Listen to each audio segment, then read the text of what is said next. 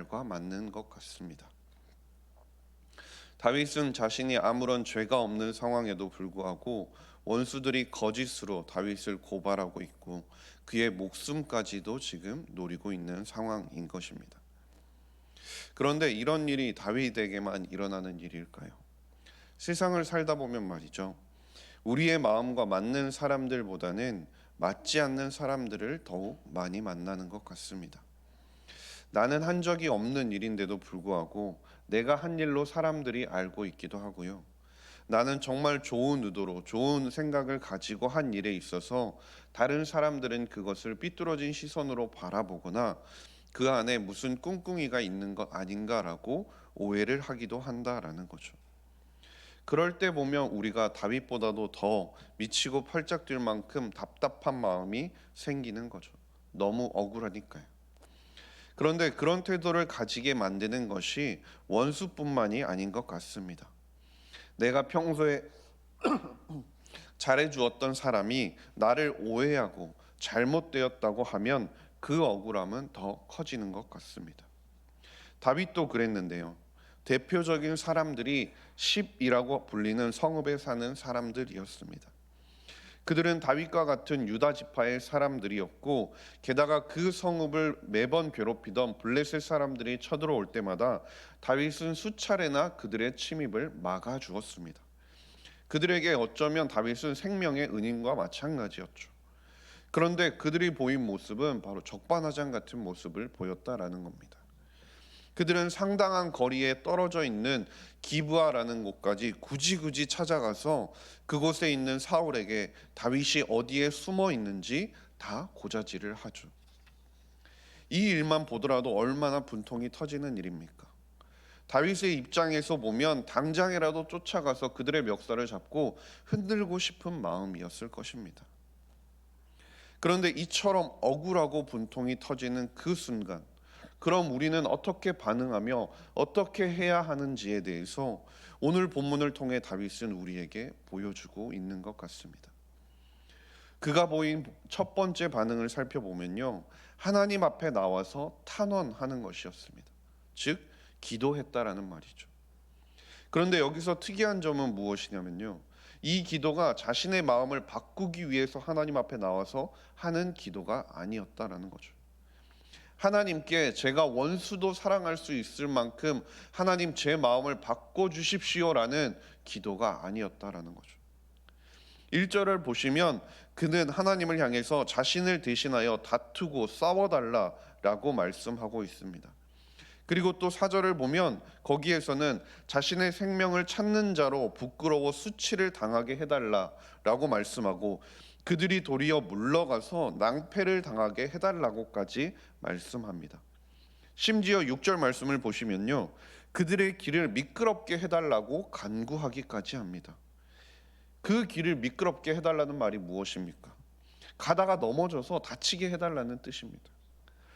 다윗의 기도를 살펴보면 그 안에 담겨 있는 느낌이 어떤 느낌이 드십니까? 악인들을 향해서, 자신을 대적하는 사람들을 향해서 저주를 하고 있는 것 같은 느낌까지도 받는다라는 겁니다. 그런데 다윗이 지금 누구 앞에 나와서 이렇게 고백하고 있습니까? 바로 하나님 앞에 나와서 하고 있다라는 것입니다. 다윗이 이렇게 자신의 모든 감정을 쏟아내면서 하는 그 기도 가운데는 자신은 아무것도 할 수 없다라는 고백과 함께 자신의 힘으로는 그 억울함을 풀 수 없고 풀어서도 안 됨을 잘 알고 있다라는 그 고백이 담겨 있다라는 것입니다. 이사야 55장 6절 말씀에 너희는 여호와를 만날 만한 때에 찾으라, 가까이 계실 때에 그를 부르라 말씀하신 것처럼 다윗은 자신의 모든 감정을 가지고 그 감정을 솔직하게 하나님 앞에 나와서 토로하고 있다라는 것입니다. 우리는 억울한 일이 생겼을 때 우리는 어떻게 반응하십니까? 나를 핍박하는 사람들을 향해서 일단 화를 내죠. 왜 그렇게 나를 보느냐고. 그리고 어떻게든 그 사람을 설득하고 나의 의도를 설명해서 그 상황들을 내가 어떻게든 풀어보려고 하는 것이 일반적인 반응이라는 겁니다. 그런데 그건 절대 이기는 방법이 아니죠. 결국 다 같이 자멸하는 일이 된다는 것입니다. 다윗처럼 우리가 정말 억울하고 비통한 일을 당하면 우리가 누구에게 가서 풀어야 하는 것입니까? 바로 하나님이십니다. 우리가 가장 솔직하게 우리의 모든 마음, 정말 저 사람을 미워하는 그 마음까지도 우리가 가지고 나가서 고백할 수 있는 분이 바로 하나님이시라는 겁니다. 왜냐하면 그분은 우리의 아버지가 되시고 그것이 우리에게 있어서 은혜이기 때문입니다.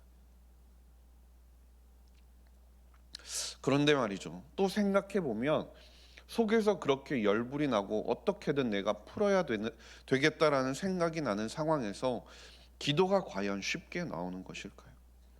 저 사람을 향해서 당장 달려가서 나의 억울함을 토로하고 네가 나한테 어떻게 했는지를 구구절절 이야기하고 싶은 순간에 그 모든 마음을 내려놓고 하나님 앞에 나와서 기도하는 것이 쉬운 일이겠습니까? 정말 쉽지 않은 일인 것 같습니다. 그러나 다윗이 하나님 앞에 나와서 기도할 수 있었던 이유가 무엇일까요? 3절을 보시면 다윗은 하나님께 내 영혼에게 나는 내 구원이라 이르소서라고 간구하고 있습니다. 즉 하나님께 자신의 생명을 구원하는 구원자가 되어달라는 호소인 것입니다. 이 말을 바꿔 말하면 다윗은 자신을 구원하여 주실 수 있는 분이 하나님이심을 믿는 믿음이 그에게 있었다라는 것입니다. 자신의 목숨을 노리는 모든 사람들과 그리고 자신을 모함하려는 어려움과 위험 속에서 자신을 건져주실 수 있는 분이 하나님 한 분이시라는 믿음이 그에게 있었다라는 것이죠. 그 믿음이 있었기에 그가 모든 것을 하나님 앞에 내려놓고 하나님께 맡길 수 있었다라는 것입니다. 베드로전서 5장 7절 말씀에 너희 염려를 다 주께 맡기라 이는 그가 너희를 돌보심이라. 다윗의 구원자 되셔서 다윗을 위하여 싸워주시는 분, 그분은 바로 하나님이시라는 겁니다. 그리고 우리의 구원자가 되시며 우리를 위하여 모든 원수와 싸워주시는 분이 누구십니까? 하나님이시라는 것이죠. 다윗은 자신이 스스로 문제를 해결하려고 한다면 잘못될 수도 있다는 것을 알았습니다. 그리고 그 싸움에서 지게 되면 목숨을 잃게 될 수도 있다는 것도 알고 있었습니다. 그러나 하나님께서 자신의 앞에서 자신을 대신하여 싸워주신다면 반드시 이길 것이라는 믿음이 그에게 있었다라는 것이죠. 그렇기 때문에 사무엘상 17장 45절에서 말씀을 보더라도 다윗이 골리앗 앞에 나가서 당당하게 싸울 수 있었던 이유가 무엇입니까? 그는 자신의 힘으로 골리앗과 맞서 싸우지 않았습니다. 그가 어떻게 말씀합니까? 나는 만군의 여호와의 이름 곧 내가 모욕하는 이스라엘 군대의 하나님의 이름으로 내게 나아간다라고 선포하고 나아갔던 것입니다. 감당치 못할 시험과 어려움 그리고 억울한 상황이 다가올 때 우리가 정말 하나님 앞에 나와 기도할 수 있기를 바랍니다. 우리가 왜 기도해야 한다고요? 하나님께서 나를 대신하여 반드시 이길 것이기 때문입니다. 디모데후서 1장 12절 말씀을 보면 내가 믿는 자를 내가 알고 또한 내가 의탁한 것을 그날까지 그가 능히 지키실 줄을 확신함이라라고 말씀합니다. 하나님께서 능히 우리를 지키실 것입니다. 다윗에게 이러한 믿음이 있었음을 보여주는 모습이 무엇입니까? 그가 하나님께 기도하고 하나님께 그 모든 것을 맡기고 나자 그의 입술에서는 하나님을 향한 찬송이 나왔다라는 것이죠. 9절을 보시면요, 내 영혼이 여호와를 즐거워하며 그의 구원을 기뻐함이라라고 말씀합니다. 그리고 18절을 보시면 내가 대회 중에서 주께 감사하며 많은 백성 중에서 주를 찬송한다라고 말씀하고요. 28절 말씀에도 나의 혀가 주의 의를 말하며 종일토록 주를 찬송하리다라고 말씀합니다. 그런데 이 상황을 자세히 살펴보면요, 다윗의 구원이 지금 성취되어 있어서 지금 자신이 모든 위험과 어려운 상황 가운데서 건져졌기 때문에 하나님께 지금 찬송을 하고 있는 것이 아니라는 것입니다. 주변의 상황은 여전히 나빴고 자신을 위협하는 사람들은 여전히 존재했다라는 것입니다. 그런데 그럼에도 불구하고 그가 찬양할 수 있었던 이유가 무엇입니까? 하나님을 향한 믿음이 있었기 때문이죠. 하나님께서 반드시 나를 지키시고 나를 구원하시며 나의 삶을 인도하실 것이라는 그 믿음이 있었기에 그가 하나님께 찬송할 수 있었던 것입니다. 믿음의 눈으로 그가 바라보았기 때문에 하나님이 하실 일들을 기뻐하며 찬양할 수 있었던 것이죠. 성경의 많은 선진들도 이러한 믿음을 가지고 있었기 때문에 고난 중에 구원을 노래했던 것이 아닙니까? 믿음으로 하나님의 약속이 이루어질 것을 믿었던 것이 아닙니까? 우리 안에도 이러한 믿음이 자라나서 하나님께 우리의 삶을 맡기며 우리의 삶을 위해 하나님 앞에 기도하며 찬양함으로 나아갈 수 있게 되기를 간절히 소망합니다. 히브리서 12장 14절 말씀을 보시면 모든 사람과 더불어 화평함과 거룩함을 따라야 한다라고 말씀합니다. 그리고 이것이 없이는 아무도 주를 보지 못한다라고 말씀하죠. 우리가 살아가는 동안에 모든 사람과 화평하는 것, 이건 진짜 결코 쉬운 일이 아닌 것 같습니다. 나를 사랑하는 사람, 나를 좋아하는 사람을 나도 사랑하는 것은 쉬운 일일지 몰라도 나를 미워하는 사람과 화평을 이루면서 사는 것은 정말 쉽지 않은 일입니다. 소위 말해서 세상 사람들은 나를 잡아먹으려고 달려드는 그 상황 가운데 내가 그것에 반응하지 않고 당하는 듯 보이고 하나님께만 나아간다고 생각해 보십시오. 어쩌면요, 세상 사람들은 이렇게 우리가 살아가려고 하면 우리를 향해서 손가락질할지도 모릅니다. 자신의 이익을 챙기지도 못하는 바보라고 말입니다. 혹은 물러터졌다고 말이죠. 그렇게 살면 호구 잡힐 수밖에 없다고 말할지도 모른다라는 것입니다.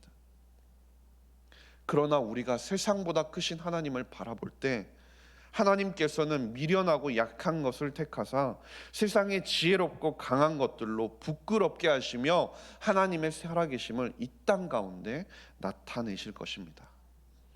저와 모든 성도님들의 삶이 주님께 그렇게 사용되어지기를 주님의 이름으로 간절히 소망합니다. 기도하겠습니다. 하나님 아버지 감사합니다. 오늘도 예배의 자리로 나와 하루를 시작하게 하시니 감사드립니다. 세상보다 크신 하나님을 우리가 항상 기억하게 하시고 그 하나님께서 우리를 사랑하시며 자녀 삼아 주셨음을 잊지 않고 살아가게 하여 주시옵소서. 세상의 흐름에 그저 함께 흘러가며 살아가지 않게 하시고 주님의 자녀로서 세상에 하나님의 향기와 사랑을 흘려보내며 살아가는 저와 모든 성도님들이 되게 하여 주시옵소서. 감사드리며 모든 말씀 우리 구주 예수 그리스도의 이름으로 기도드렸습니다. 아멘.